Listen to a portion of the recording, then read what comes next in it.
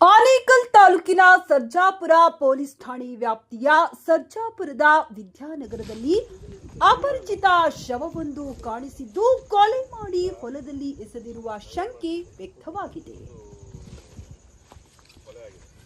ಸರ್ಜಾಪುರ ವಿದ್ಯಾನಗರದಲ್ಲಿನ ಹೊಲವೊಂದರಲ್ಲಿ ಶವ ಕಾಣಿಸಿದೆ. ಸ್ಥಳೀಯರು ಪೊಲೀಸರಿಗೆ ತಿಳಿಸಿದ ಹಿನ್ನೆಲೆಯಲ್ಲಿ ಭೇಟಿ ನೀಡಿ ಪರಿಶೀಲನೆ ನಡೆಸಿದರು. ಹೊಲದ ಸಮೀಪದ ಸಾರ್ವಜನಿಕರು ಓಡಾಡುತ್ತಿದ್ದಾಗ ಮನುಷ್ಯನ ತಲೆ ಕಾಣಿಸಿದೆ. ನಂತರ ಸರ್ಜಾಪುರ ಠಾಣೆಗೆ ಮಾಹಿತಿ ನೀಡಿದ್ದಾರೆ. ಸ್ಥಳಕ್ಕೆ ASP Venkatesh Prasanna, DySP Mohan Kumar, Bannerghatta, police inspector Krishnakumar ಭೇಟಿ ನೀಡಿ ಪರಿಶೀಲನೆ ನಡೆಸಿದರು. ಕೊಲೆ ಮಾಡಿ ಹೊಲದಲ್ಲಿ ಎಸೆದಿರುವ ಶಂಕೆ ವ್ಯಕ್ತವಾಗಿದೆ. ಹತ್ಯೆಯಾಗಿರುವ ವ್ಯಕ್ತಿಯ ಗುರುತು ಪತ್ತೆಯಾಗಿಲ್ಲ. ಈ ಹಿನ್ನೆಲೆಯಲ್ಲಿ ಪ್ರಕರಣದ ತನಿಖೆಗೆ 2 ಪೊಲೀಸ್ ತಂಡಗಳನ್ನು ರಚಿಸಲಾಗಿದೆ ಎಂದು ಡಿವೈಎಸ್ಪಿ ಮೋಹನ್ ಕುಮಾರ್ ತಿಳಿಸಿದರು.